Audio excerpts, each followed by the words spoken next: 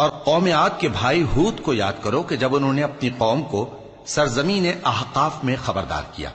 اور ان کے آگے اور پیچھے سے خبردار کرنے والے گزر چکے تھے کہ اللہ کے سوا کسی کی عبادت نہ کرو، مجھے تمہارے بارے میں بڑے دن کے عذاب کا ڈر لگتا ہے۔ کہنے لگے کیا تم ہمارے پاس اس لیے آئے ہو کہ ہم کو ہمارے معبودوں سے پھیر دو؟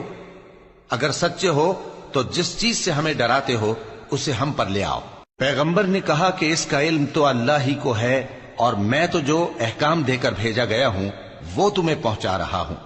لیکن میں دیکھتا ہوں کہ تم لوگ نادانی میں پھنس رہے ہو۔ پھر جب انہوں نے اس عذاب کو دیکھا کہ بادل کی صورت میں ان کے میدانوں کی طرف آ رہا ہے تو کہنے لگے یہ تو بادل ہے جو ہم پر برس کر رہے گا، نہیں بلکہ یہ وہ چیز ہے جس کے لیے تم جلدی کرتے تھے، یعنی آندھی جس میں درد دینے والا عذاب بھرا ہوا ہے، جو ہر چیز کو اپنے پروردگار کے حکم سے تباہ کیے دیتی تھی۔ آخر وہ ایسے ہو گئے کہ ان کے گھروں کے سوا وہاں کچھ نظر نہیں آتا تھا۔ گناہگار لوگوں کو ہم اسی طرح سزا دیا کرتے ہیں، اور ہم نے ان کو ایسا اقتدار دیا تھا جو تم لوگوں کو نہیں دیا، اور انہیں کان اور آنکھیں اور دل دیے تھے، تو چونکہ وہ اللہ کی آیتوں سے انکار کرتے تھے اس لیے نہ تو ان کے کان ہی ان کے کچھ کام آ سکے اور نہ آنکھیں اور نہ دل، اور جس چیز کا وہ مذاق اڑایا کرتے تھے اسی نے ان کو آ گھیرا۔